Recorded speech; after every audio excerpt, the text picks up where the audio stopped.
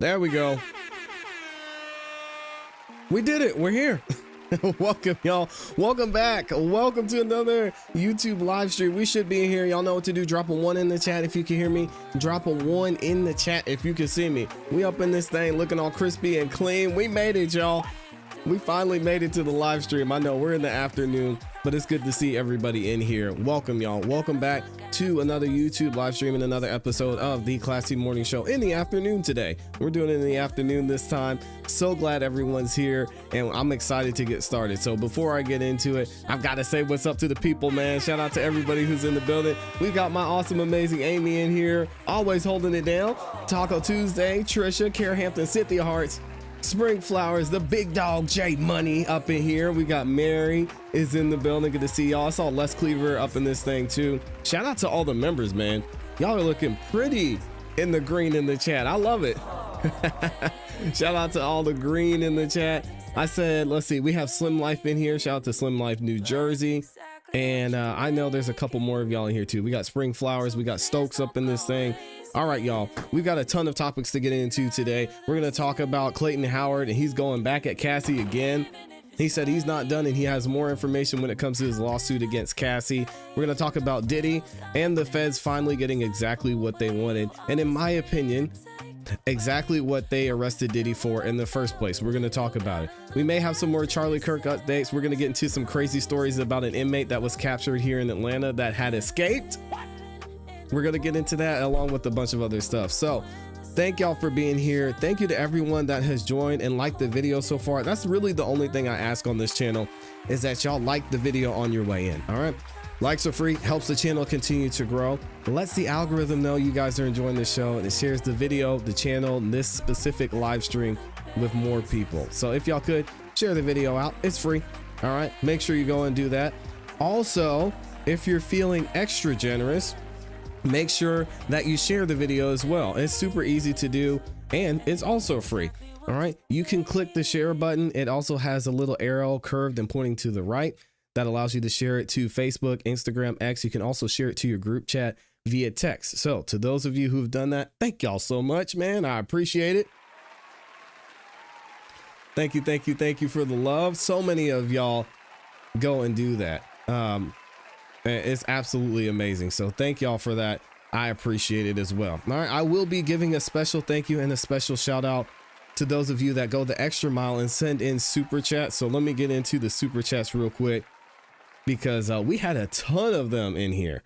So shout out to, oh my goodness, Les Cleaver going crazy.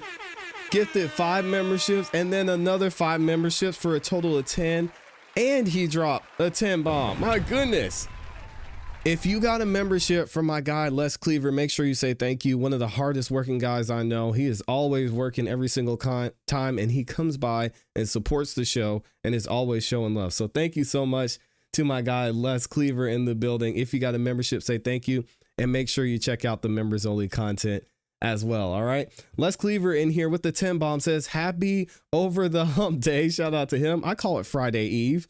I like over the hump day too. May God bless each of you and heal those that are under the weather. Yes, amen to that. Put a smile on your face and a song in your heart and give thanks above to our loving God. Amen. Peace to all. Shout out to Les Cleaver. Thank you for that good word, my friend.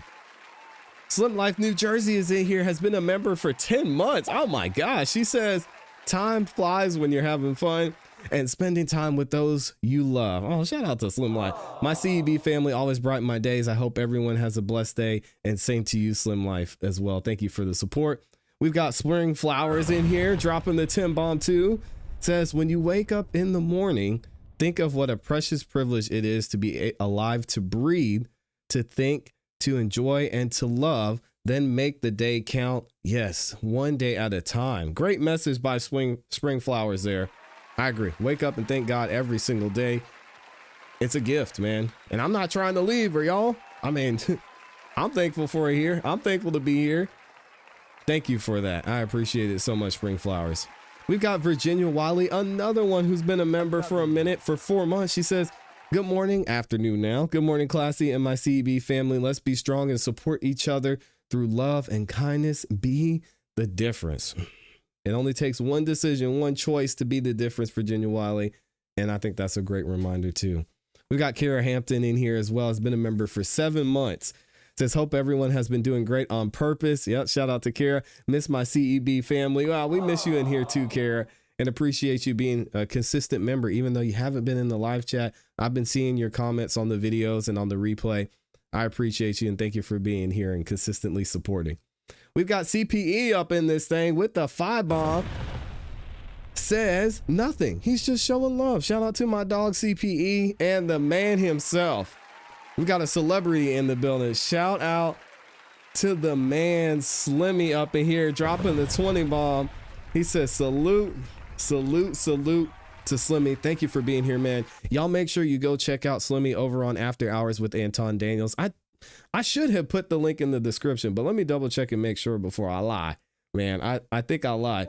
I need to put the link in the description. I'll put the link in the description for y'all to make sure you go and you check out Slimmy over on After Hours with Anton Daniels. They have great conversations over there. Very entertaining. Slimmy does an excellent job on the panel there as well. They're about to hit 100K subscribers. I was just saying that to Anton today. Crazy, man. Crazy, crazy stuff. Slimmy's over there putting in work, making great content, having great conversations. So thank you for stopping by here, Slimmy, and I will definitely be over there checking out After Hours tonight too. So make sure y'all go do that as well. All right. Let me double check and make sure I didn't miss anybody. I think we're good. We should be good up in here. And we're going to go ahead and get into our first topic if y'all are ready. And actually, I don't even think I put the title in there from our first topic. So I'm going to have to change this. This is going to be an interesting one because it's not something that we've actually talked about on this channel, but it's an interesting topic nonetheless. So I don't know if you guys have heard about these inmates. There were 10 inmates that escaped from a prison in New Orleans, and it was a whole situation. You can see video of these guys, which we'll get into shortly, just running up out of the jail like it was nothing. Some of them even left behind messages saying that it was too easy to get out of jail. Well, they caught one of them. They caught shortly after that. They caught another one shortly after they escaped. And then the rest of them were on the run. And most recently, within the last 24 hours, they caught the last guy, and they caught him right here in Atlanta, which is crazy. This man is a convicted murderer, and I believe he's convicted on 2 counts of murder. We're going to get into that in a second. We're going to find out what's the story with Derrick Groves, and we're actually going to see a familiar face in the courtroom when it comes to handling this situation about where he's going to end up. Y'all check this out. We are interrupting NBC News Daily because we are following major breaking news. Derrick Groves, the one remaining inmate at large from that massive jailbreak from the jail in New Orleans in May, has just been captured in the last 15 minutes in Southwest Atlanta.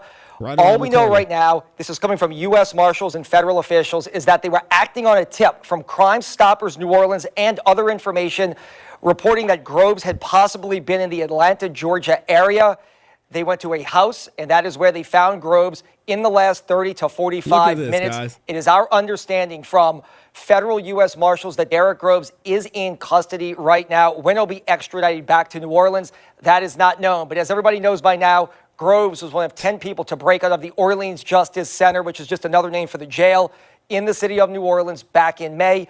9 other inmates had been captured. Many believe that Groves could possibly have been the mastermind of this entire escape. Derrick Groves is a convicted killer, having been found guilty of killing numerous people on Mardi Gras Day several years ago. He has now been on the run for several months, but now on October 8th, he has now been brought to justice in the Atlanta area in Southwest Atlanta. We are waiting for a video from the scene. It's our understanding that Atlanta PD as well as federal officials raided a house a few hours ago. They were tipped off that Groves could have been there. And now, according to U.S. Marshals, he, in fact, was there. Joining us live, the point person for a lot of this, U.S. Marshal Brian Fair. Brian, first off, congratulations on ending now what has been almost a 6-month search for Derrick Groves. Thank you, and can't take credit for it. This was a team effort through multiple law enforcement agencies and with support from Crime Stoppers, GNO. So if you can talk about this, you have done a lot of interviews. You told us back in May, it may take weeks, it may take months, but we will eventually catch Derrick Groves. I know that the investigation is still fresh. It's actually happening right now, but how did you all track him down to Georgia, to Southwest Georgia. Was it essentially just a tip called into Crime Stoppers? It was a combination of tips that we received from Crime Stoppers, GNO, and then follow-up work done by the U.S. Marshal Service over the last couple months. We developed information that he was possibly at a house on Honeysuckle Street in Atlanta, Georgia. And this morning, from what you saw in the news, was the follow-up of that. The U.S. Marshals New Orleans Task Force sent a collateral lead out to the U.S. Marshals Southeast Regional Fugitive Task Force in Atlanta. They, along with the Atlanta PD SWAT team, acted on that tip. And behind the scenes, there was a lot of investigative work done here in New Orleans by the Orleans Parish Sheriff's Office, the New Orleans Police Department, Louisiana State Police, FBI, HSI, and the U.S. Marshals. So there was a lot. And the word on the street is he got snitched on because he was somewhere he wasn't supposed to be. Allegedly, he was hanging out either at some girl's house or with some girl that wasn't his. And they're like, oh, no, we ain't doing this. And they got him. The manpower, hours, and investigation that went into this to today's result. Yeah, and look, Brian, we're all going to have a lot of questions. So is the general public watching this right now. Do you know how long he's been in Atlanta or how he got there? I mean, obviously he didn't fly. Does it seem like somebody transported him across state lines to try to hide him out in Georgia? I don't want to speculate at this time. I would guess that, yes, somebody probably did help transport him there. That's going to be a follow-up investigation that will be done. It is possible additional people go to jail.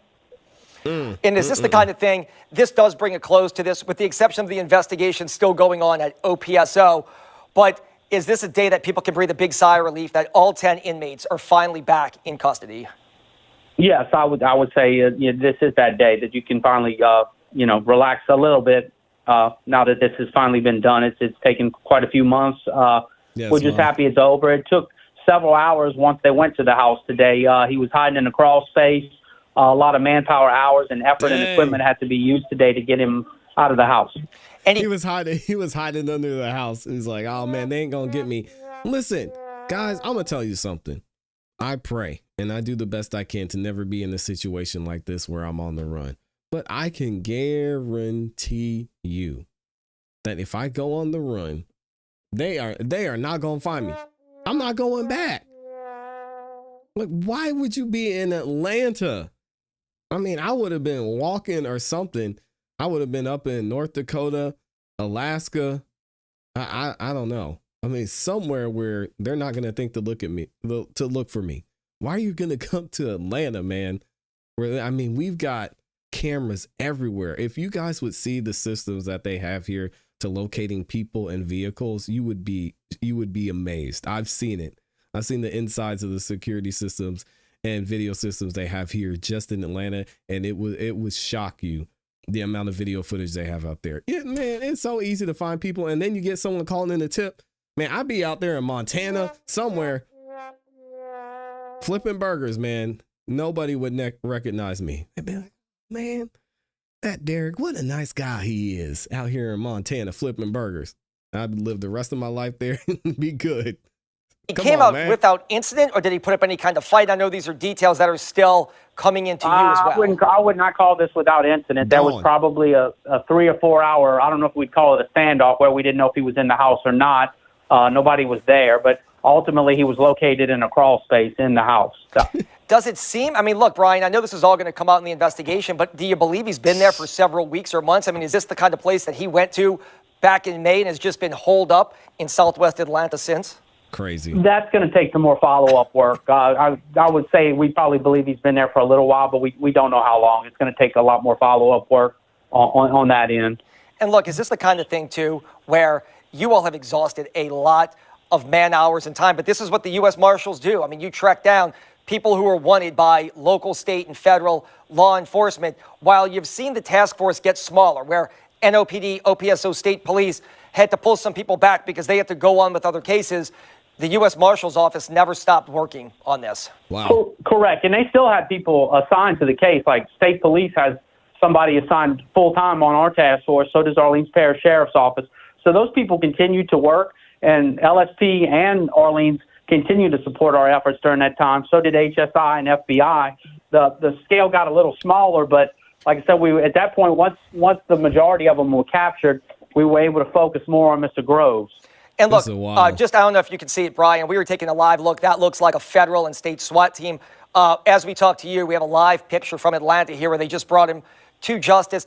If you can walk us through the process for something like this, because I think everybody is captivated by it and wants to know, they want to see the veil pulled back. You make a call to your counterparts in Georgia, and is it basically they go to work immediately? I mean, this looks like a high-level task force here of highly skilled officers, SWAT team members right now surrounding that house that brought him to justice. He didn't want to come out either. So Elite is set out. They also have their own work to do, remember, like they have their own cases. They're violent offenders as well. So they prioritize cases. Obviously, this was a big one. So they prioritized it and began working it. And it may not, I mean, some people would think, oh, it's just very simple. You just run out to the address and go knock on the door. It doesn't work that way. There's a lot of behind-the-scenes work that goes on to before you even go knock on a door. And that's what you saw today. There was a lot of work done. Like I said, Crime Stoppers GNO provided significant support all summer long. And even today, so it took some effort to get the result that we had today. And look, Groves is different than the rest of these escaped inmates because he has been convicted of murder. He will spend the rest of his life, per his sentence, at Angola without probation or parole. Did it make him more of a flight risk? Did it make it more of a high-risk matter, given the fact that, I hate to use this term, he really had nothing to lose because, unlike a lot of these escapees who were pretrial detainees waiting for their day in court, Groves knows his fate. He is going to the state prison at Angola for the rest of his life. Dummy, man. No, I would say that is a factor, yes. At least it adds to our risk. We do assess what we're working on each case and determine what might have more of a risk. And obviously he would be way up there because he's looking at not ever being released from prison. Yeah, this is the dummy, man. Listen, if I'm facing life in prison, you are never going to find me. I said a number of times, I will do what I need to do. I'll jump in the water off the coast of Louisiana and see if I can find my way down to Mexico or something. Because, I mean, bruh, he was found in a crawl space in the house right here in Atlanta. He was a 3-hour standoff. And then, of course, he just gave up eventually. This is sad, man. Sad, sad, sad. Sad that he got out.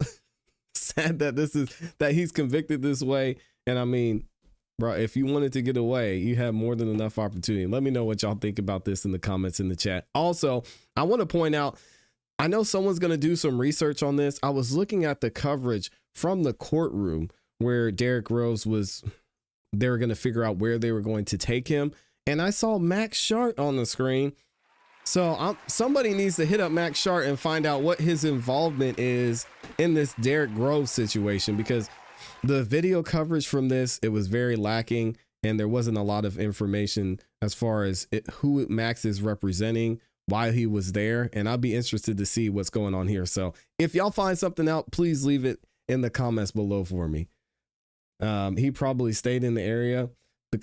Why would you stay in the area? He was eating mystery meat. Never understood escaping with no plan. Quite hilarious, honestly. I mean, you know how many jobs you can do getting paid under the table and be just fine. Save up a bunch of money.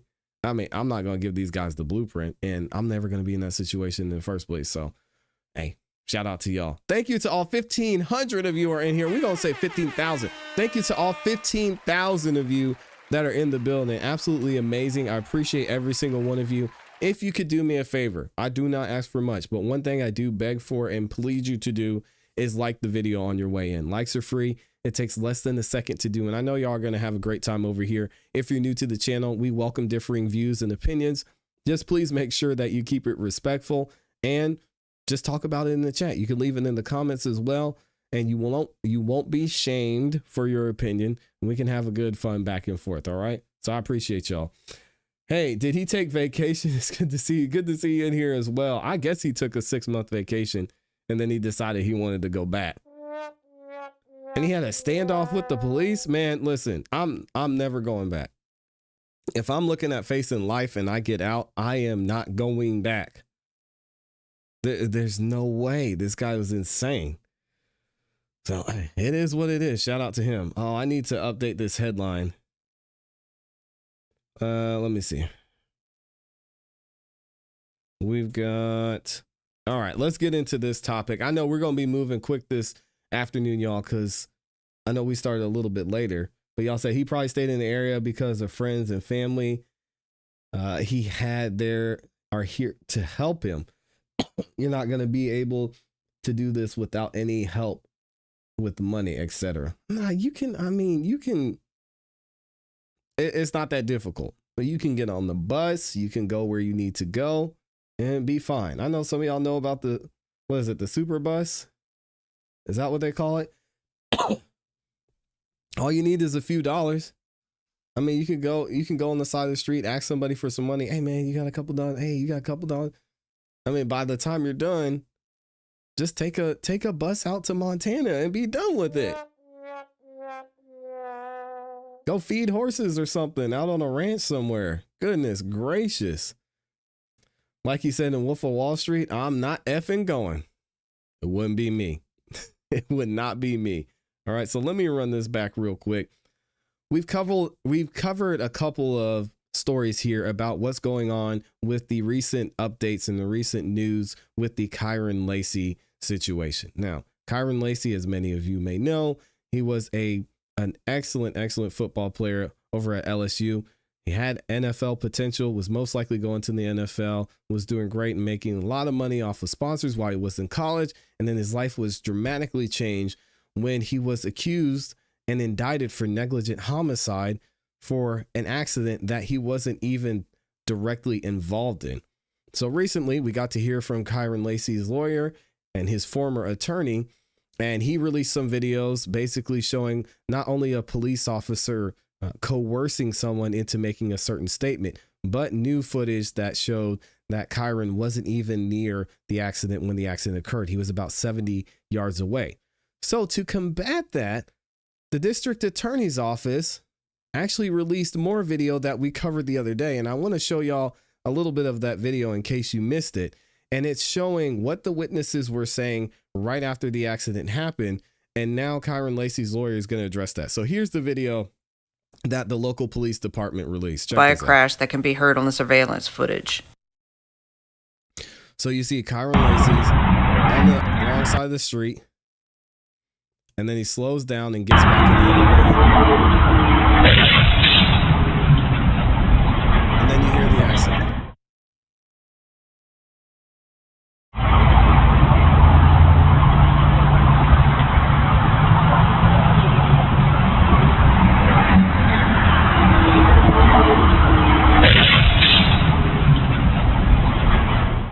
According to the so it's easy to see, not only was he far away from the accident, but even if someone was trying to swerve and get out of his way, as is being alleged, that's not how it looks in the video. So then you've got the witnesses right after the accident happened talking about what they saw and what went down. So check this out. She had not hit head on.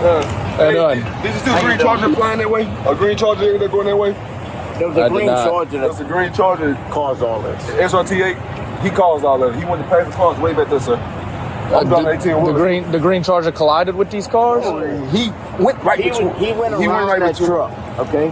He was passing up with her right now. And she had... And the truck they're talking about is the gold truck, which they got a statement from the gold truck, and the police officer said, hey, Mr. Driver of the gold truck, can you just make sure that you say in your statement that the Charger, the person driving the green Charger, was the one that caused all of this? But you hear, as soon as the police officer walked up, even these two witnesses are saying, hey, Kyren Lacy, the person who was driving the green Charger, they're the one that caused this or made this happen. No choice. She hits the road. How are the injuries? What she are they? got a broken ankle. Complaining back injuries and then stuff like that. Yeah. I was on the phone when 2 back injuries, 1 broken ankle. Yeah, I just told him not to move. You know what I'm saying? You said something. So then he goes over and he starts talking to some more people, and that's the video that's going to be addressed here in response by Kyren Lacy's former attorney, Matt Orey. Let's see what Matt has to say about this. State Police dropped new video today. Your thoughts on the video drop and new details from State Police, given the fact that what you released from the DA's office on Friday painted a different picture. State Police came out today. They dropped their own video. What are your thoughts on that? Well, I don't think it painted a different picture at all, if that's what you're implying. But what I will say is what they dropped, let's start with the video. Well, if you can refer to page 5 in here of the district attorney's own investigation, they specifically note that that video, the video that they provided, that the attention was turned to the sound of the video, is not synchronized correctly. Am I right or wrong? Is that not exactly what that says? It is not synchronized correctly. Yeah, sound on the video is not synchronized. You're talking about the video from the gas station when his car was going. Well, correct. And then the video of the wreck. Okay, so they're saying that the video that we just played, when you heard him go past and then a couple of seconds later you hear a pfft, that wasn't synced properly. That's the video they're talking about. And what they're telling you here is that this video and that audio would make it appear that Kyron Lacy's closer than he is. But I love that that's where it starts. That's part of the problem. That's where the investigation starts. It starts with that video that we now know the audio is misleading. That is according to the district attorney. And it also starts with a witness saying the green Charger. That is one of the witnesses that I referred to initially that actually said that the Charger got in between and went in between the vehicle of Mr. Hall and vehicle number 2, and then they collided. That is factually incorrect according to their video. I am grateful for the video. That same video is exactly what allowed us to ascertain how far exactly behind this crash Mr. Lacy actually was. So I'm very appreciative of the video. So if we could talk about this, the state police dropped the video today. Their findings led them to believe that Kyron Lacy should have been charged with negligent homicide. You've released the DA's report, which is contradictory to what the state police investigation shows. And on the last page, I don't want to jump ahead, but on the last page, it does say, the last sentence is, the evidence submitted in the crash report does not support that Kyron Lacy should have known his actions were the cause of the crash that happened approximately 72 yards in front of him. At the time of impact. At the time of impact. So what do you want me to say about that? It is a very big anomaly. You're right. The district attorney of this parish, after their investigation, does not agree in whole with state police's investigation, right? And let's be clear, I released parts of this. Yes. The only reason I haven't released more is to try and preserve the integrity of individuals involved.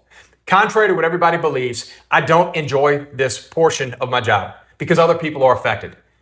But now is not the time to back down. And we're going to get to that in a second, but go ahead. No, go ahead. Tell me what you want. I know you have a lot of details here. Matt, the video that state police dropped today, because I know you wanted to talk about this. When the trooper pulls up at the scene, there are people talking at the scene, at the crash site, about a green Charger. It seems like that was a key part of the state police investigation to pursue charges against Kyron Lacy. Trevor, let's be real. Think about this. You've been in that situation every day, so have I. Somebody passes you, right? I've never disputed he passed 4 vehicles. We're very clear about that. Those engines are loud. People get annoyed with those people. They pass them. There's a crash up ahead. Naturally, what's people's first thought? Surely that guy caused that crash, right? But see, the problem is the same guy they showed you, that's the same one who actually said he slipped between them and they collided. Well, we have video that clearly shows that wasn't even close to what happened. But we're going to run with that witness's statement. We're going to run with this video that we now know provided the yardage, that we now know that video was not synchronized correctly. See, when I released my video, that's actually the video. I didn't release one with any issues with technicality or sound that would make it appear that Kyron Lacy was closer than he was to the accident. That's exactly what the district attorney's investigation yielded. It comes back to this, and I know that this has been a key talking point for you and for Kyron Lacy's family. You're not denying the fact that he was going around cars. You just feel like state police should not have charged him with negligent homicide. So what they're saying is he's overcharged. So it seems like Matt's Ori's defense is, listen, Kyron was wrong. He shouldn't have been passing on the double solid yellow lines. Like he made the wrong decision, but he's not the reason that this woman decided to turn her steering wheel 70% or 70 degrees or however you want to say it, 70% of the way to avoid him and then hit this other person. It's not his fault. And you have the data. You've got the video that shows that. Eyewitness testimony. I mean, essentially what Matt is arguing is that it's an opinion. It's not based on facts. And factually, according to the law, did Kyron Lacy cause the accident? Matt's saying no. State police and even the DA's office are saying, yeah, he did. Is that correct? That's correct. I've said it from day one. The proper platform here is a civil arena, not a criminal arena. I've never once denied he passed anyone. I'm simply saying he was overbilled in my humble opinion. That's not so humble anymore, right? That's fair. I firmly believe he was overbilled. When I get the district attorney's investigation with this data and this material, it only gives veracity to what I'm thinking, right? And let me ask you this, because some people, when they watch this is how the legal process and the criminal justice process plays out. Police do the initial investigation. They give it to the DA's office. The DA's office then has the choice to do its own investigation, which is what happened here. And it does appear to contradict what state police found. That's not that uncommon in the criminal justice system, I believe, where you have a DA's office that just doesn't rubber stamp something. They did their own digging and found something that was contradictory. I can't speak for, I work in a lot of jurisdictions. All I know is in this particular case, they didn't just accept the fouling of the charges of state police. They did launch their own investigation for the 80th time. This is it. It's not Matt Ory's expert. I'm simply diving into all the data I received. I take their report. I have state police's report, right? And I go from there. You don't see this very often. You don't see that it's in direct contradiction, or if not direct, it is very inconsistent between the two reports. Let's just keep it at that. Right. Anyone who's saying otherwise, that's not true. Could state police have made this video public sooner? I mean, I know that you dropped it when you got your hands on it because you had to wait for a little while to get it, but could state police have put video or their case out there more transparently in a sooner time frame? And I wonder if Matt should have pulled a Candace Owens and basically said, hey guys, we know what happened. We have video that shows Kyron was far behind. And then you can maybe see the state and you can see the police department drop their videos, and then Matt releases his videos. That might have been a better way to go about it, because now the most recent thing we're seeing is the eyewitness testimony to where police officer walks up and he says, yeah, it was the Green Charger's fault. So now that's what we're thinking, because that's what we're seeing. It's tough, man. I'm sure they could. I'm not answering questions on behalf of state police. I'm not blaming state police for when they decided, if never, to launch, to air this video. And I didn't launch mine immediately. Mm-hmm. I launched mine after doing my own investigation, right? So I have to receive this material. Then I got to go through all this. It takes a long time. Yeah. And then, yes, we put it out. I wasn't letting this go down like this. We're going to get into other inconsistencies that I'm not happy with. What are some of those inconsistencies? I know you have the police report that can follow, the DA's report that can follow along with. What are? Yeah, and I'm going to drop a link to this video by WDSU News if y'all want to watch it in the description in the chat. Let me know what you think about this. Which side are you on?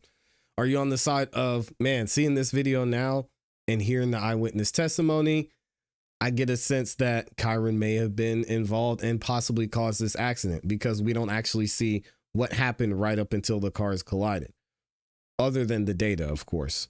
Or on the other side that says we can clearly see he was far away, far behind the other vehicles. His vehicle actually wasn't involved in the accident, and at the end of the day, it wasn't his fault. Let me know what y'all think about this in the comments and in the chat. Shout out to the game. We still got 1,600 of y'all up in this thing. Oh my goodness.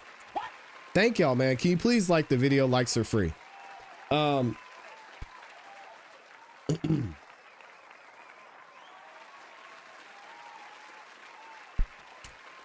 It's interesting because I was actually in a situation like this, and I wish I could properly paint the picture for y'all.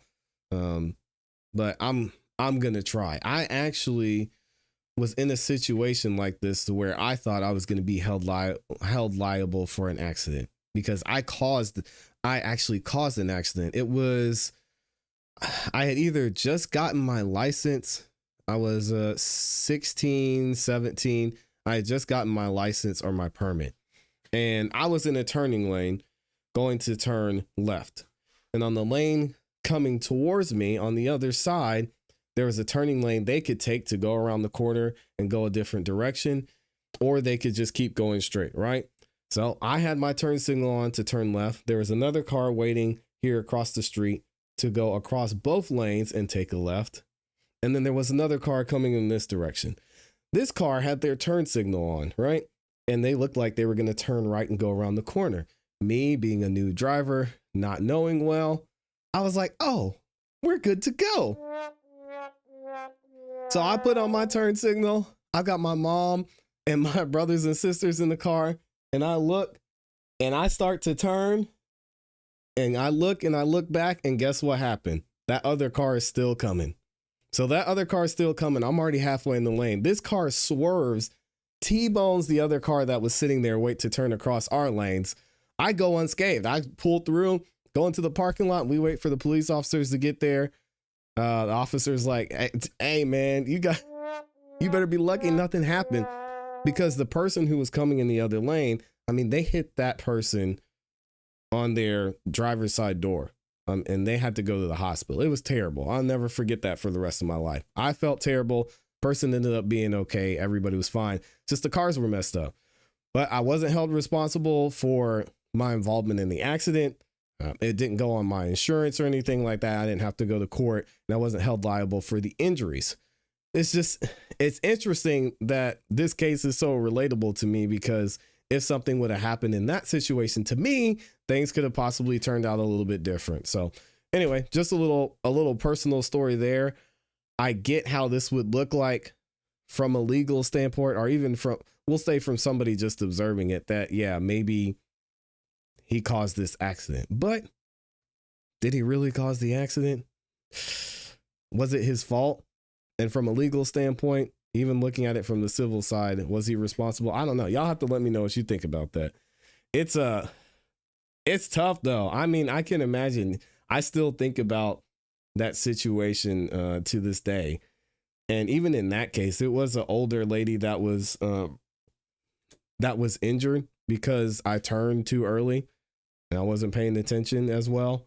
But I think maybe it's a little bit different, because turning or yielding is a little bit different than crossing on a double line. So I don't know. It's a tough one. I want to know what y'all think in the chat too. Excuse me. All right, let's get into this next one. We got to talk about Diddy, because I know y'all are dying to hear about what's going on with Diddy. And that was our main topic for today. So we got to go ahead and get into it, because I've got a lot to say about this one when it comes to Diddy. So let me find my picture from the man Diddy. Where is Sean Combs at? I know I got a picture of him somewhere. And we're gonna go ahead and get into this here. So if you have been on the channel since this entire Diddy situation has gone down, when everything first happened and Diddy's home in Florida and Diddy's home in Los Angeles was raided, the first thing I said is, I know exactly what this is. Diddy, it's been well known, well reported, and well documented and accused that Diddy was working with the federal government in some ways to dig up dirt on certain people, to find out information about certain people. And we know, because of Diddy's connections and the businesses he was involved in, that he had a lot of powerful, wealthy, influential people around him, right? And when this first happened, I said, this man's homes are getting raided. They're taking all of his stuff over here. I believe it's for one reason and one reason only, and that's to get information. Now, everything's going on with Diddy. He's been sentenced. We know how long he's going to have to serve in jail. He's trying to get transferred to Fort Dix. He signs a piece of paper that says, all right, guys, listen, I know what's going on here. I know you just wanted to take this property. You guys can go ahead and take the property. So we're going to get into an actual legal document that shows what was seized and what Diddy is giving up to the government. And then I'll let you guys decide what you think that means moving forward. Here we go. So this video I'm going to show you is from when Diddy's house was initially raided. Breaking news, the Department of Homeland Security has just confirmed to CNN that federal law enforcement agents have raided properties owned by musician and producer Sean Diddy Combs. Oh, spoiler alert. They didn't want the baby oil, okay? I don't know if Judge A.S. is going to keep that, but it wasn't for the baby oil. Let's bring in CNN security correspondent Josh Campbell and CNN legal analyst Joey Jackson. Josh, let me start with you. What do these raids by federal agents in multiple locations tell you about the seriousness of this investigation? Yeah, Wolf, a very significant development here, seeing this law enforcement action taking place. I'll point out, just to be clear at the outset, we don't know that Sean Diddy Combs himself is the subject or target of a federal investigation. So it's just worth pointing that out at this hour. But what we do know is that 2 properties associated with him, we saw the feds descend on those properties. We saw on aerial footage, federal agents both here in the Los Angeles area as well as in Miami at those residences. Now, the Department of Homeland Security, their what's called HSI, Homeland Security Investigations, gave CNN a statement. I'll read you part of that when asked about what this activity is. They say that earlier today, HSI New York executed law enforcement actions as part of an ongoing investigation with assistance from HSI Los Angeles, HSI Miami, and our local law enforcement partners. That is it, confirming that they are conducting what they're deeming law enforcement action, which could indicate search warrants being conducted there, could indicate arrests being conducted. We just don't know at this hour specifically what that law enforcement action is. It is worth pointing out, though, that Combs himself obviously has faced significant legal woes in recent months. I'll give you just the highlights of what actually occurred. In November, he was sued for rape and abuse by a former partner. That lawsuit was then settled very quickly. But in December, he faced sexual assault allegations in a complaint filed in the Southern District of New York. The suit was brought by a woman referred to as Jane Doe, who said that she was 17 at the time when these allegations took place back in 2003. He was accused of sex trafficking and gang rape, among other allegations, also in that suit naming 2 of his associates. Of course, Combs denied any wrongdoing there. And then just last month, a former employee of Combs filed a suit also in the state of New York, accusing him of sexual assault, of sexual harassment, and, quote, grooming. That former employee stated that he had worked for Combs between 2022 and 2023.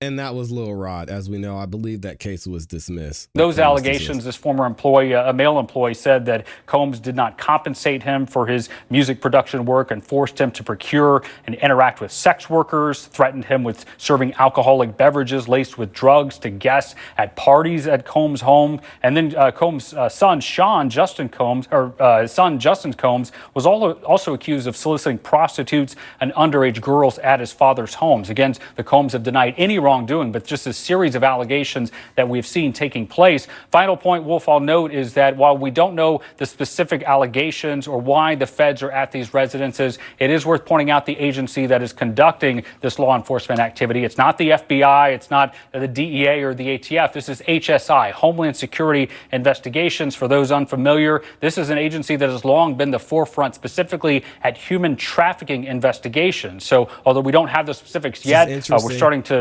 we can glean just based on which agency has the lead, the direction this might go. But again, we don't yet know that Combs himself was the target of the investigation, Wolf. We do know that at this hour that federal agents were at 2 of his homes, both here in Los Angeles and in Florida, Wolf. Yeah, important. Yeah, and now we know, obviously, fast forwarding almost a year later, what the result of that was. So we're going to get into the actual document here, and I want to correct myself and make sure I give you guys the right information. Lil Rod's case was not dismissed. It was several charges or several claims during his case were dismissed, his civil case against Diddy. So the ones that were dismissed were RICO charges, breach of contract, negligent and intentional infliction of emotional distress, Trafficking Victims Protection Act, and that was dismissed. So Diddy is still facing from Lil Rod trafficking allegations, assault allegations, and liability, obviously. So let's get into the full document here so y'all can see what's going on and what's going to happen moving forward with Diddy and what he's actually giving up. I think you guys are going to be surprised about this. All right. Whereas on or about April 3rd of 2025, Sean Combs and his many names was charged with 5 counts of superseding indictment. We got the counts there with racketeering conspiracy, amongst other things. Whereas the indictment included a forfeiture allegation as to, among other courts, counts 3 and 5 of the indictment seeking forfeiture to the United States pursuant to Title 18 and such and so forth. Basically had to give up his property, real and personal, constituting and derived from proceeds obtained directly or indirectly as a result of the commission of the offenses charged in counts 3 and 5 of the indictment, and all property, real or personal, that was used or intended to be used to commit or facilitate the commission of offenses charged in counts 3 and 5 in the indictment. All right. So moving forward, I want to skip through all this because we already know what's going to happen. He's basically going to have to give up all of this stuff. And I know y'all are interested to see what all he has to give up. As a result of the offenses charged in counts 3 and 5 of the indictment, of which the defendant was convicted after a jury trial, all of the defendant's right and titles and interest in the specific property is hereby forfeited to the United States for disposition in accordance with the law, subject to the provisions of Title 21 and U.S. Code Section 853. He ain't getting his stuff back. He's not getting his stuff back. So Diddy signed off on this. He said, fine, you guys get what you want. And it says the court shall retain jurisdiction to enforce this consent preliminary order or forfeiture as to specific property and to amend it if necessary pursuant to Rule 32.2 of the Federal Rules of Criminal Procedure. And this was signed by Meredith Foster, as we know, and that's Assistant U.S. State Attorney. So now you're probably wondering, well, what all is there?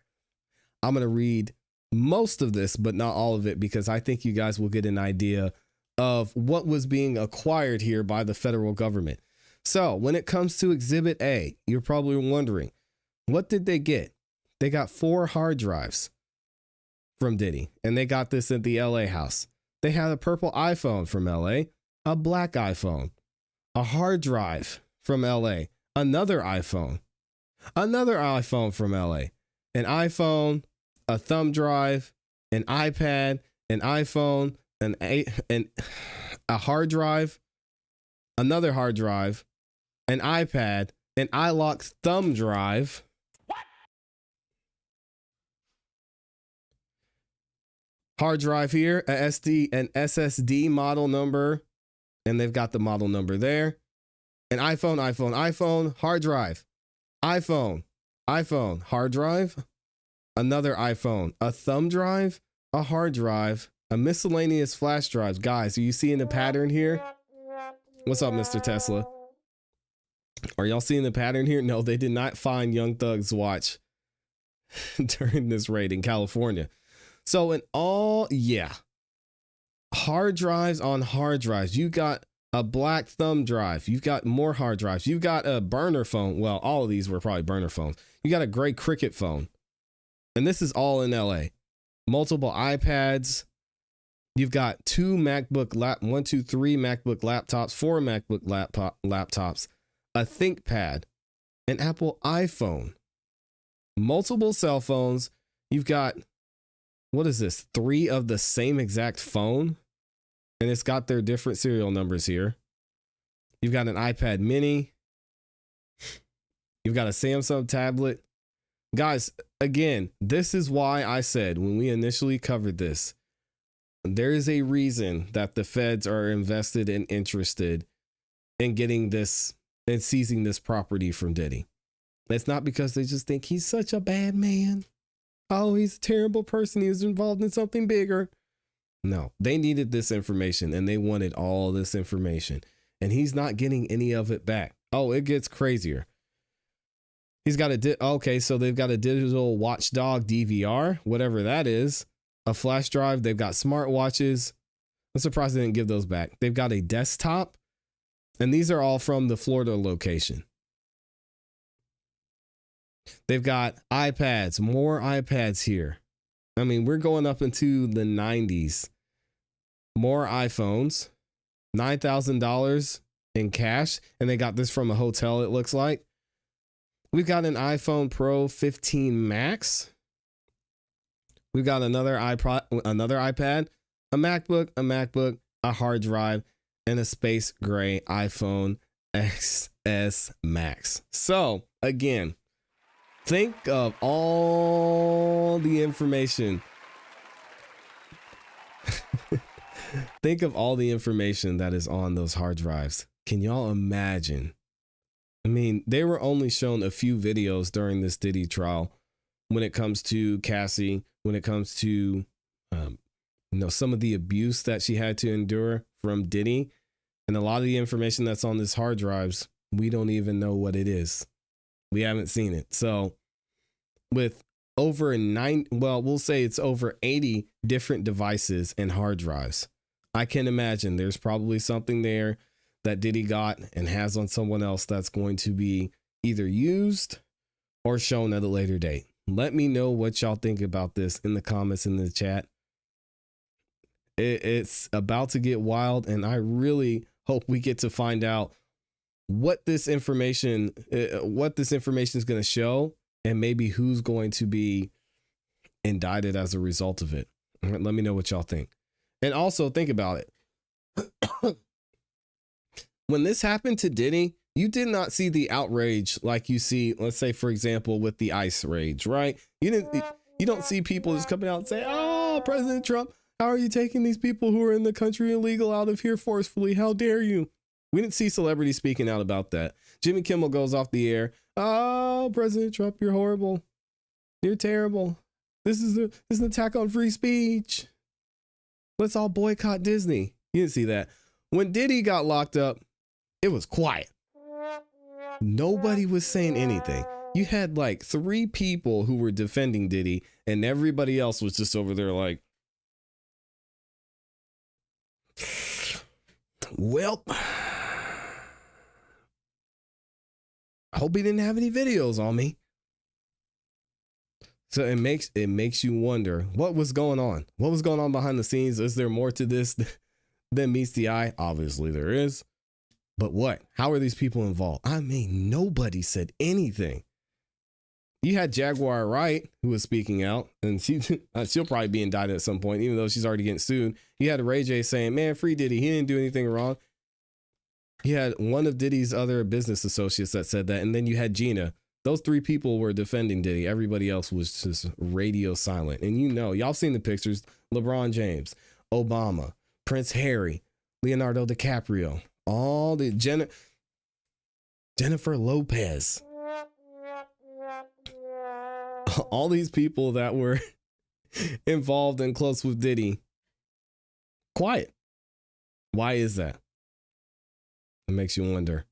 Yeah, and I mean, Diddy, he's gonna be out of there probably in 17 months. I think he's gonna be fine, to be honest, because they got everything that they needed from him. And this, I think, was the reason that this is the reason that they did everything in the first place, was to get all 90 some pieces of this information. Crazy. Yep, Slimmy's in here said, "I believe it's tied into Epstein files as well. That's why everyone was quiet." Come on, Slimmy. They're all involved and on tape. That's why they raided his home. Shaking my head. See, Slimmy's on it, man. That's what as soon as I saw they were raiding his houses, I was like, shoot. Nobody was talking about Diddy. Why do we have the trafficking department of Homeland Security in here? Nobody's talking about Diddy trafficking. And he was just a freaky dude that didn't keep his hands to himself and was filming some wild stuff. But on top of that, there were other people that were there and involved in some probably other crazy stuff. And now the federal government has that information. I know there's some people who aren't sleeping after this one. Sheesh. Shout out to Slim Life in here, dropping the super sticker with the 2 bomb. It says, "Wait for it." Shout out to Slim Life. Thank you for the super sticker. I appreciate it. And we've got one more thing we got to get into. And let me see if I can make sure I didn't miss anything. And Slimmy says, yep, they're locking him up because he probably said he would expose these people. I mean, it's got to be a lot more than that. There's going to be so much there, so much information. I mean, think of all that Diddy has just in his mind and the things that he's seen with people who are involved. Right? You have someone who we thought was very, very close to Diddy, which was Sean Combs.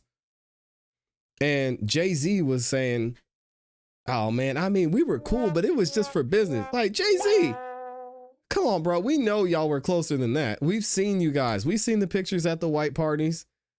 You standing next to Diddy, y'all embracing, talking, all the money you made together, all the things you've accomplished together. It wasn't that simple, man, but yep. Don't forget, some of this stuff could be tied to the Clinton emails. Yes. Like I said, Prince Harry. Was it Prince Harry or was it was it William? I think I might have misspoke. Presidents. The current president was close with Diddy too. I mean, y'all know that's my guy, but man, what's going on there? Somebody says, which is Pizzagate, which is real trafficking. Y'all have seen the t-shirts. We've seen everything with Pizzagate. It's weird out here. Hollywood for real, man. Y'all don't let me get up in here giving game. Speaking of Diddy, we got to talk about what's going on with Diddy and Cassie. So I'm going to play this video for y'all. I wanted to cover this whole topic, and we might have to revisit this. Let me see if I could find, I don't know if I have Clayton Howard in here. I probably should. Or at least Cassie. Jay-Z, man, I can't believe Jay-Z did Diddy dirty like that and say, oh, we weren't really friends like that. Does anybody believe him? Like, come on, man.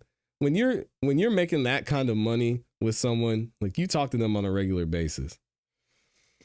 Somebody says they're also saying Charlie Kirk's wife is in on child trafficking as well. This stuff is insane, bro. Oh, I know. It was Harry. Okay. Thank you, Tomorrow's Leader Sports Network. Says I was correct the first time. All right. Yeah, he said that. He said it in one of his lawsuits. He was like, I mean, we did business together, but we weren't close like that. Yeah, Jay-Z did. It's wild out here. All right, let's get into this topic real quick. So in case you missed it, I've covered on this channel the lawsuit that was filed against Cassie and Diddy, mainly Cassie, by this man, Clayton Howard. And if y'all haven't seen this lawsuit, oh my God, it is absolutely insane. Clayton's going to actually give us a breakdown in general of what the lawsuit covers. But and I'm going to actually show you guys some of the lawsuit as well. It gets insane. He's saying that he got Cassie pregnant and she aborted the baby. He's saying that Cassie gave him an STD. What did he say? It gets weird. So he's now amending this lawsuit, especially seeing what happened in Diddy's trial. And he made some updates and says he needs to talk about some more things that Cassie did to him and possibly to other men during the time she was with Diddy. So shout out to Amy for posting this over on X. If you don't follow Amy, make sure you do that on X. They have some great information and up-to-date news of what's going on and a lot of the stuff we cover here too. You can follow her at IAMYLEIGH over on X. That's Amy Lee on X. Okay, what did she say? Clayton Howard, the male escort from Diddy's freak-offs, just dropped a bombshell lawsuit on Cassie and Diddy, claiming she hit him with an STD during the raw session she pushed for. He says she got pregnant by him and aborted the baby behind his back and kept coming back for more unprotected action while forcing him to pop ecstasy and stroke. Amy, it's crazy. And stroke for hours, leaving his skin scarred. Oh my God. Howard's calling out Cassie for straight manipulating him for over 5 years of trafficking across straight lines for their twisted games, says she embraced Diddy's power or control and everything. Diddy even spilled in his book, she says dude even spilled in his book that she lied on the stand about the overdose story, flipping the script on who was really running things. Now he's chasing $20 million for the trauma and health mess. Was Cassie playing the victim the whole time or nah? We're going to hear from Clayton Howard. We've already covered this. Y'all know how I feel about Cassie here. If you don't know, go check the receipts and we'll get into the lawsuit here shortly. What is Clayton saying? Your lawsuit, what's the update on that? And explain to the people why you suing Cassie. Well, I'm suing Cassie because once I became aware of how vast what she was doing was, and I was able to connect the fact that I probably caught chlamydia because she was sleeping with dozens of men lying to me. And I learned a lot more about the law. I realized that for years she manipulated me by promising me money I never got, and basically just overselling a situation that she knew because I was in a less than a desirable financial position that I would go for. So what I'm suing her for is I'm suing her for the actual RICO that the government messed up on as the male victim that she sex trafficked. Because and when he says he's suing her for the RICO that the government messed up on, what he's saying is what a lot of us had said, except for the Cassie defenders out there, is that Cassie wasn't a full-on complete victim. Was she a victim of DV? Should Diddy have kept his hands to himself? Did she deserve to be kicked up and down the hallway? I don't think so. But there were other things that she was willingly, knowingly involved in that are, in every sense of the word, illegal. As we talked about the Mann Act, transportation for the purposes of prostitution, amongst other things that Clayton's going to talk about here. As you might know, it takes 2 predicate offenses in order to be guilty of a RICO, which is a commercial sex act and transporting someone over the state lines for the purpose of prostitution. Cassie got immunity, which the trial totally revealed that she did. She testified to the fact that she personally sex trafficked me.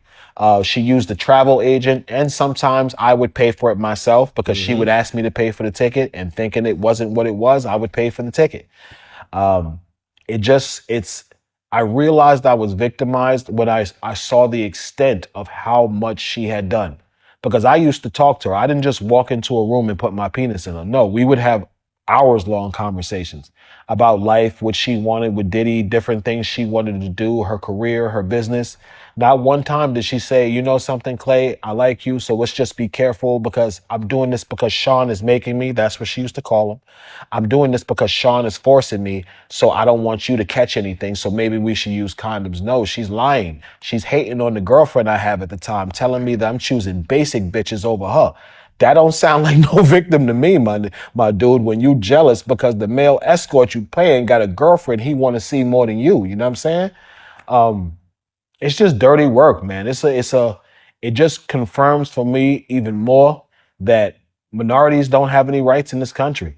And, you know, there is a white gentleman who's a victim of Cassie also. But he might as well be a minority also, because he kind of looks like, you know, he looks more like the type of white guy who knows more urban people than the type, because you know the type. You have some like Caucasians that don't be around a lot of black people, but this guy looks like he was. So I think they just treating him the same way as they treating the rest of us. You know what? He's a guy, you know, he was involved in this. Let's just ignore him. Let's ignore the fact he was involved in this, and let's focus on the women to get this conviction. Again, bro, I don't want to keep saying it, but I think it was just dirty work. This was disgusting. I agree. And the whole thing was BS, especially if you're not going to have a co-conspirator like Cassie. So what did he say in his complaint? We covered the full complaint, which gets crazy, in another video. If y'all haven't seen that, I'll make sure to drop it in the description for you as well. But check this out. We've got Clayton Howard versus Diddy, Cassie, and of course, Bad Boy Records, right? What do we say? Plaintiff Clayton Howard hereby alleges as his complaint against defendant Sean Combs and Cassie. The preliminary statement. Plaintiff Clayton Howard brings his civil action against defendant Sean Combs and Cassie Ventura arising from an 8-year period of systematic sexual exploitation, trafficking, and abuse that occurred between approximately 2009 and 2019. This case exposes the darker truth behind the widely publicized narrative surrounding defendant Ventura's recent civil settlement and ongoing criminal prosecution on defendant Combs. Defendant Combs is a prominent rapper and record executive, known by his stage names Diddy, we'll just say, who rose from fame in early 1990s with this record label Bad Boy Records, and I regularly refer to as a hip-hop mogul. Defendant Cassie Ventura, known professionally as Cassie, is a singer-actress and a model who gained prominence in the early 2000s with her single Me and You, which was really the only thing that she ever did. Respectfully. And appeared in films including The Perfect Match and Step It Up 2. Defendants maintain a highly publicized romantic relationship in 2007 and 2018, during which both were toxic individuals addicted to opiates and methamphetamines, who had no regard for others or the law. Their relationship was characterized by sexually explicit, depraved activity characterized as swinging, with defendants Combs harboring a specific fetish for voyeurism, like to watch. The relationship was abusive, with defendants Combs frequently physically assaulting defendant Cassie Ventura in response to domestic incidents neither could emotionally control. The misleading public narrative. In the late 2023, defendant Cassie Ventura filed a lawsuit against Sean Combs pursuant to the Gender Motivated Violence Act, alleging that Combs manipulated, abused, and controlled her for over a decade through violent behavior and disturbing demands, and claims she claimed to have spent over a decade trapped in a cycle of abuse, violence, and trafficking, including allegations that Combs forced her to engage in certain acts with male workers while he pleasured himself and filmed the encounters. The parties settled this action within 24 hours for $20 million. Subsequently, the Office of the U.S. Attorney for the Southern District of New York arrested and indicted Sean Combs for trafficking and violating the Mann Act, with the prosecution's foundation largely based on the defendant Ventura's allegations. Combs currently faces trial on RICO charges. We know how that turned out, right? And then he's going forward. He's going to say, this is what happened. This was the nature of the relationship. And then he's going to talk about his relationship with Cassie. Defendants drugged the plaintiff with controlled substances, including MDMA, in doses 3 times stronger than the defendant Cassie Ventura consumed herself to lower his inhibitions and facilitate the exploitation.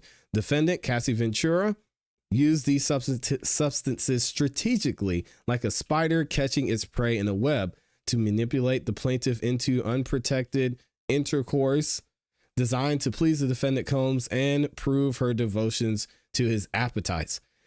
Cassie would command the plaintiff to pleasure himself for hours while she pleasured herself to climax. No, why he needed to put that in there, but okay. Visibly satisfying herself at the sight of the plaintiff's anatomy. Oh my God. I don't know if I can make it through this again. These extended sessions often left the plaintiff bruised and swollen in his private areas, injuries about which he would complain to the defendant, Cassie, seeking consideration. However, Cassie said, "I don't care," and showed no mercy, simply demanding compliance while pleasuring herself in a manner she hoped would satisfy the defendant Combs, who derived satisfaction from watching her gratify through his voyeuristic desires. Now, you guys know I'm super objective and I look at everything at face value, and I think you're innocent until proven guilty. So even in this case, I'm going to say I believe Cassie and Diddy could be innocent until proven guilty. I say the same thing when it's the women. I say the same thing when it's the men. A lot of y'all are not in the same, do not feel the same way, because if this were a woman writing this, y'all would want to burn Diddy to the ground as you did during the trial. But because Cassie was involved, I'm sure there's going to be a lot of Cassie defenders that are going to say, oh, she was the victim. She was groomed. She didn't know. She was trying to please Diddy. And we're just going to try and give her a pass. Not here. We're not going to do that. Let Mr. Howard tell his story. So I'm going to skip all this because I'm not reading through this again. I'll leave a link to this full document for y'all if you want to go through it. And also you can review and rewatch the video where I break down this entire 49-page civil lawsuit. All right. So we've got the jurisdiction and venue, the parties, and I want y'all to see what are the actual allegations. I'll read through these and here we go. Mr. Howard meets meets Diddy and Cassie under fraudulent circumstances. Cassie dresses up and pretends to be Jessica Starr. She puts on a wig. She's like, hey, meet me here. And he meets her. He doesn't know Diddy's going to be there. And this was one of their first encounters, right? But he kept coming back. The first encounter and the structure of the activities, we've already went through that. We've also got, what else? Cassie manipulated Mr. Howard into drug use and unprotected intercourse. Mr. Howard is drugged by Diddy and Cassie. What else do we have here? We've got Diddy drugs Mr. Howard. We keeps going. We've got Diddy and Cassie coerce Mr. Howard into trafficking. He talks about his experience there. We've got Cassie assaults Mr. Howard in the LA Beverly Hills hotel. I remember this story. He didn't. Basically, what happens here is Cassie was on her period and Clayton Howard didn't want to do anything. Cassie's like, I don't care. You doing it. Yes. Okay, that's enough of that. If y'all want to read it, go and check it out. What do you think is going to happen? I know many of y'all are going to say, oh, no, it can't be. It's a man. He can't be a victim. Well, we'll see. I want to know what y'all think in the comments in the chat. Let me know. Bro, you kept going back. This just annoys me. Me too. Same thing for the men and the women. ClassE, you are aware how weak Howard's lawsuit is. What? First, he can't even serve the defendants, which can get it dismissed, and he represents himself as no lawyer wants to continue representing him. Yes, I agree, and I gave him credit for the way he structured and wrote this lawsuit because it was very well put together for someone who's representing themselves pro se. And I think we'll see his signature down here. Yep, shout out to Clayton Howard. All due respect, yes. I don't think it's weak at all. I don't to say it's weak, I think underestimates the power of civil lawsuits. If he was there and this is how he felt and this is what he experienced, he has every right, according to the crappy and disgusting way the civil court system works, to file this lawsuit. So if we're going to go by the strength and weakness of lawsuits, did you see what Jay-Z just went through? For a story within 5 minutes of this story breaking while we were on the live stream, I was able to tell was complete and total crap. And for months and months, people were saying, oh no, Jane Doe, Tony Busby, they're telling the truth. You could go and Google and figure out everything that happened during that Jay-Z situation and during the alleged assault of Jane Doe and know it wasn't real. But for months, it went on and it went on and it went on. Jay-Z lost hundreds of millions of dollars. And everything in that lawsuit nearly was a lie. And we called it out here at that point. And you want to tell me this is weak from a man who actually experienced this and went through it? Nah. No, this is not weak. I think you underestimate how the civil court system works and what the strength of a civil lawsuit looks like compared to maybe a criminal trial. They are not created equal. All right, I got to get up out of here, y'all. Shout out to the gang. I appreciate y'all. Thank y'all for the support as always. We're going to be back here tomorrow with another show. Y'all know, stick around and make sure you check out the clips we'll be dropping this afternoon. Big thank you to everybody who liked the video. Thank you to all 15,000 of you that were in here showing love and support. All 14,000 of you that liked the video. A special thank you to everyone that dropped a super chat as well. Les Cleaver, Slim Life, Spring Flowers, Virginia Wiley, Kara Hampton, my guy, Slimmy, CPE as well. I appreciate y'all. Have a great rest of your afternoon. And as always, you know what to do. Keep growing, keep pushing, keep it classy. We gone. Peace. Y'all are amazing, man. Thank you.